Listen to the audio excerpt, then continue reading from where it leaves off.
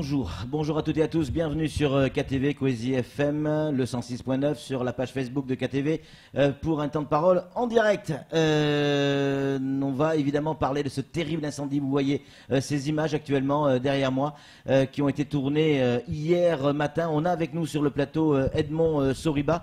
Mon colonel, bonjour. Bonjour. On rappelle, vous êtes consultant pour Coésie en matière d'incendie, vous savez de quoi vous parlez, vous avez été le patron des pompiers ici pendant de nombreuses années. Quand on voit effectivement ces images, on se dit que forcément c'est pas un petit incendie puisque la maison elle a totalement disparu. Tout à fait, hein, je vois effectivement, je découvre les images avec vous là, Oui. et effectivement on s'aperçoit qu'il ne reste plus rien, donc ça a été un feu relativement violent. Oui, un feu violent. Alors, il y a une enquête qui est déclenchée forcément pour savoir les causes de l'incendie. Quoi qu'il en soit, on connaît les causes et les raisons, en tout cas, du décès ou des décès, puisque notamment une personne, Franck, pour ne pas le nommer, a tenté de sortir par une fenêtre où il y avait des barreaux et il n'a pas pu. Mais c'est le problème de Mayotte, hein. On est tellement barricadé à cause de l'insécurité que on est des prisonniers.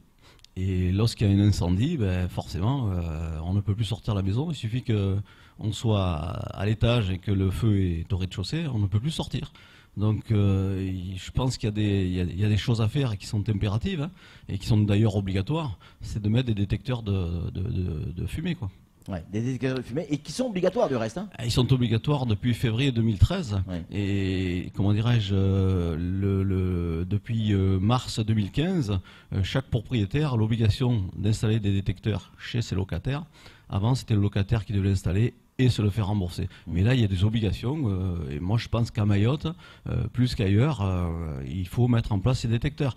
Je viens avant de venir d'être en poste à Mayotte, j'étais en poste en Loire-Atlantique, et mon ami, le directeur du SDIS de Loire-Atlantique, avait été un fervent défenseur des détecteurs. On en avait assez de voir mourir des gens dans les chambres de bonne, les chambres sous les combles pour la plupart du temps, et on avait énormément de feux annuellement et des gens qui étaient décédés alors qu'un simple détecteur peut sauver une vie. C'est fou quand même, Edmond, parce que qu'est-ce qu'on dit? On dit on n'a pas le choix, avec l'insécurité qui règne à Mayotte, on est obligé de s'enfermer et de vivre en prison, pour reprendre votre terme, derrière des barreaux boulonnés, parfois même soudés, Samuel, c'est le cas. Et donc, s'il y a le feu, il n'y a pas d'autre moyen que ce détecteur de fumée, qui permet quoi? Simplement de savoir suffisamment tôt qu'il y a un incendie et donc des fumées, et donc pouvoir quitter la maison. En tant que professionnel du feu, quand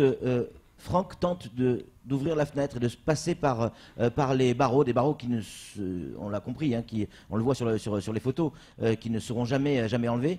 Et qu'est-ce qui s'est passé? Il y a eu un appel d'air? Je pense que le fait d'ouvrir une fenêtre, effectivement, a fait un appel d'air.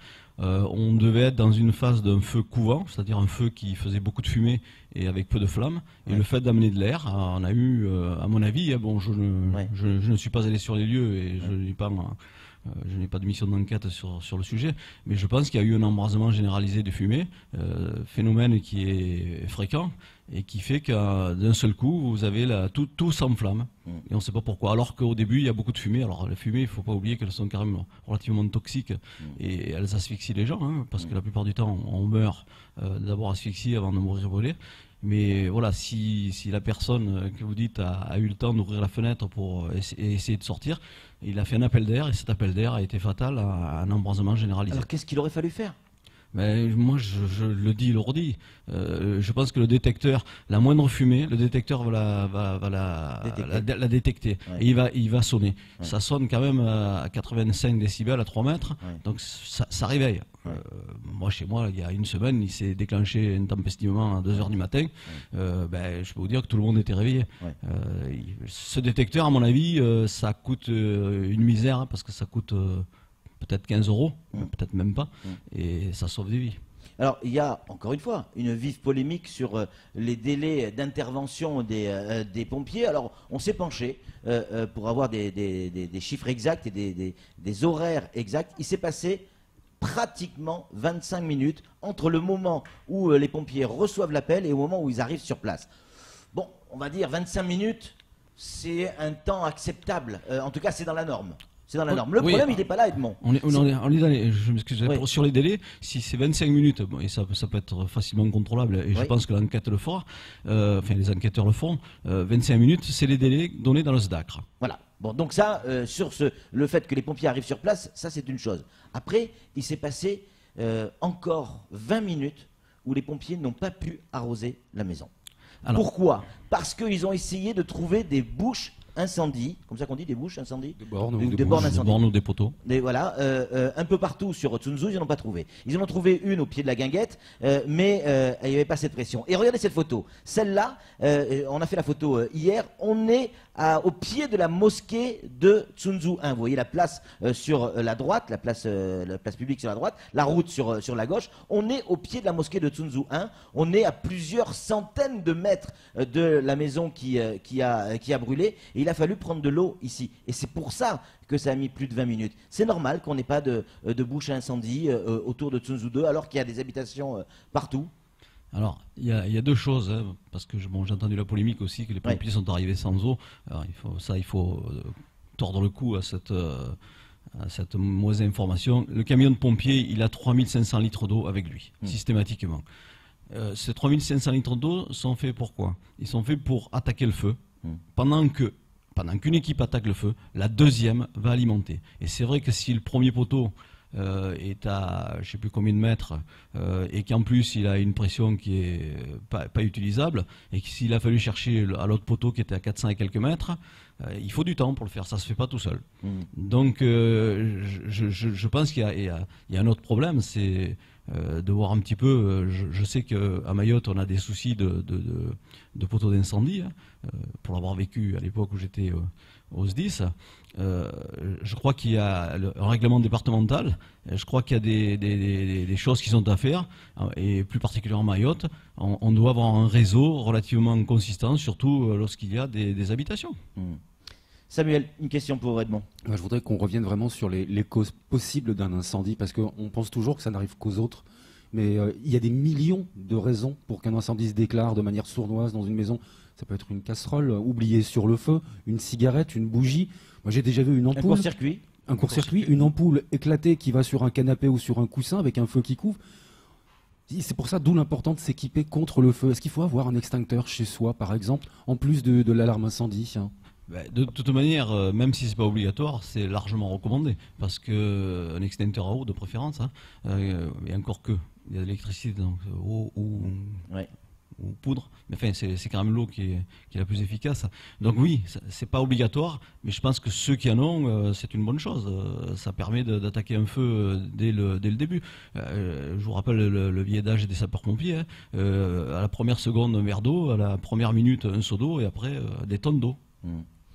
Excusez-moi Patrick, j'en finis, mais on impose aux entreprises qui accueillent du public, donc les personnels et ainsi de suite, d'avoir une sortie de secours, d'avoir un extincteur. Pourquoi est-ce que les maisons d'habitation, elles, n'ont pas de contraintes? Tout simplement parce que de ce côté-là, je pense qu'on est relativement lent. Comment dirais-je, la mise en place des fameux détecteurs a dû attendre 2013 pour devenir obligatoire. Et en 2015, donc ça a été encore plus précis sur la mise en œuvre de ces détecteurs. Là, c'est pareil. Je pense qu'après, il s'agit d'un problème d'argent, un problème d'assurance, et voilà. Donc les voisins ont été terriblement choqués par ce qui s'est passé, parce qu'ils ont tenté, on l'a entendu dans le journal de Pierre Bellucci, ils ont tenté d'aider les occupants de la maison, notamment un, en vain, à cause de cette fameuse grille, on en a parlé à l'instant, qui était soudée. Et ils ont eu peur également pour leur habitation, parce qu'on le voit dans le quartier, on le voit bien, les maisons se touchent. Elles sont vraiment côte à côte. Est-ce que quand les pompiers arrivent sur place, on imagine que oui, mais il y a déjà une étude qui se fait de l'environnement? Tout à fait. Le premier chef d'agré qui arrive sur place et qui est rapidement secondé par le chef de groupe, ils vont prendre des dispositions. On va regarder d'où vient le vent, s'il y a du vent, parce qu'il va donner la direction du feu, et puis on va regarder ce qu'il faut protéger. Donc il y a de l'attaque, ça c'est combiné, hein. Il y a l'attaque qui est combinée avec la protection. Systématiquement, on va mettre des lances sur le feu pour l'atteindre, mais on va aussi mettre une lance pour protéger, pour éviter qu'il se propage ailleurs. Le but, c'est de lui couper, comme on dit vulgairement chez les pompiers, lui couper la tête au feu. Donc pour lui couper la tête, on va protéger et éviter qu'il se propage, et donc on le reprend à l'envers également en protégeant. Alors, il y avait des pompiers sur place, on y était, donc on peut témoigner, qui étaient avec les voisins qui ne pouvaient qu'assister aux flammes qui étaient en train de ravager la maison. Il y avait les voisins qui bousculaient verbalement un peu les pompiers en disant mais il faut agir, faut agir, faut agir. Et certains disaient c'est trop tard.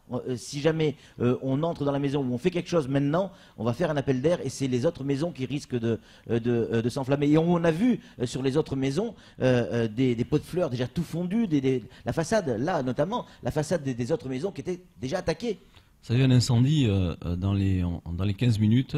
On a observé qu'on atteint des températures de l'ordre de 1000-1100 degrés.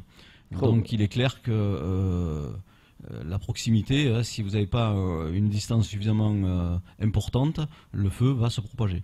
Alors les distances qui sont, comment dirais-je, obligatoires par la réglementation sont des distances de 8 mètres, ou alors il faut mettre des murs coupe-feu. Voilà, des murs en béton où le feu ne va pas passer, mais dans les murs en béton, il y a aussi des fenêtres. Là, ça risque de passer. Donc la problématique, c'est les distances. Samuel.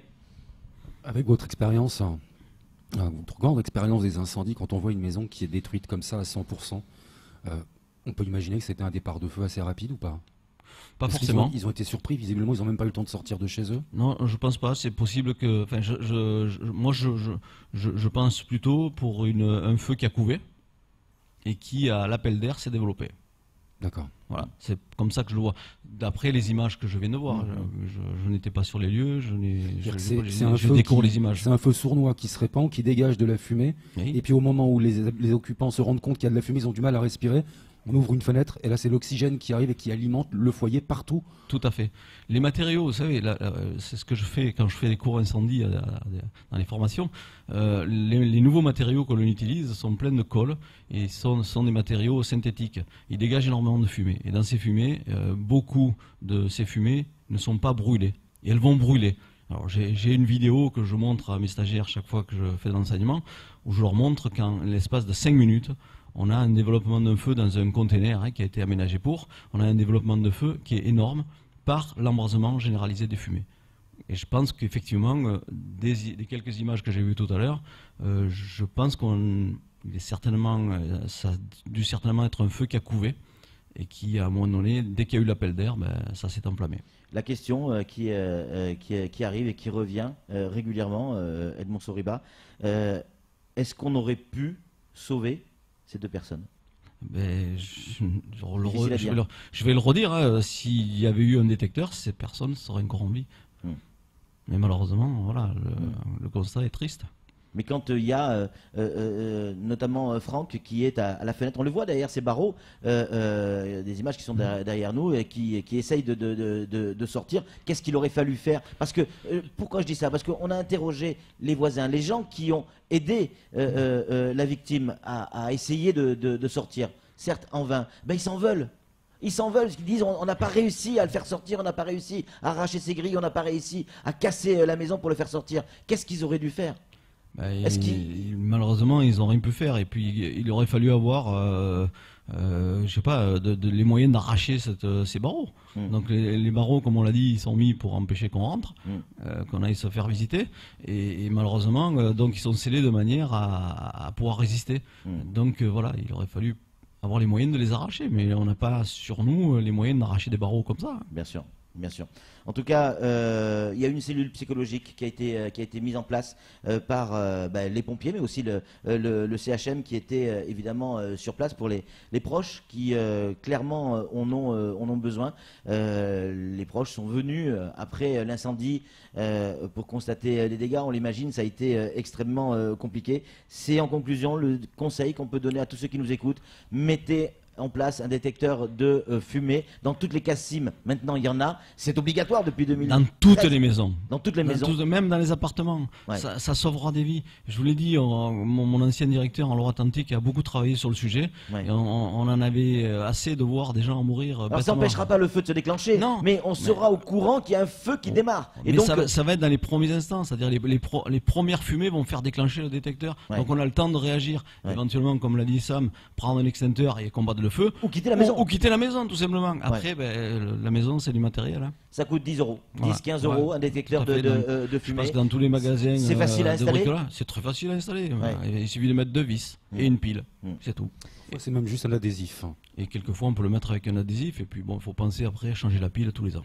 Merci beaucoup Edmond Soriba d'être venu sur ce plateau et de nous avoir éclairé sur ce qui aurait pu se passer, notamment du côté de Tsunzu. On rappelle le bilan, il est lourd. Deux personnes ont trouvé la mort. On imagine clairement, je vais dire, la tristesse et l'émotion qu'il y a autour de ces deux décès. Merci Edmond d'être venu sur ce plateau. C'est tout pour ce temps de parole. Tout de suite, la suite de nos programmes.